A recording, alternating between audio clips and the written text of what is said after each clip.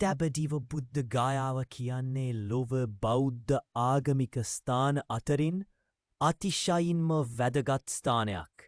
ඉන්දියාවේ පිහිටා ඇති මේ ස්ථානය බුදුන් වහන්සේ සම්පූර්ණයෙන්ම බුද්ධත්වය ලබාගත් තැනක් ලෙස හැඳින්වේ.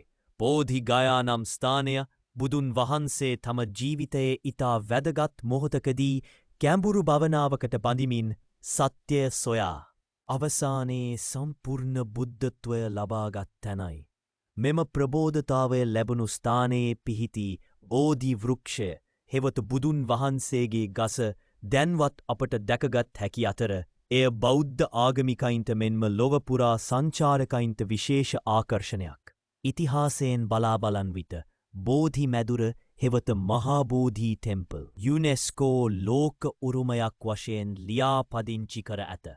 මෙම මැදුර විශාල ඉතිහාසයක් සහ සංස්කෘතික වටිනාකමක් ඇති අතර බෞද්ධ දහමට අතිශයින්ම වැදගත් ස්ථානයකි. බෝධි ගයා යනු බුදුන් වහන්සේගේ ආත්මික සංසුන්භාවය, සාමය සහ ජීවිතය සත්‍ය සෙවීමේ ආරම්භක ස්ථානයක් වීමත් සමන් ලොවපුරා බුද්ධානුග්‍රහණයින්ට විශේෂ ආකර්ෂණයක් දක්වන ස්ථානයක් බවට පත්ව ඇත.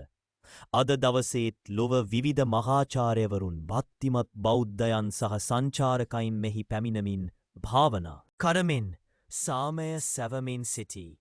ඉන්දියානු රජය සහ ජාත්‍යන්තර සංවිධාන මෙම ස්ථානය රැකබලා සංවර්ධනයට විශේෂ අවධානයක් දෙමින් සිටිනවා.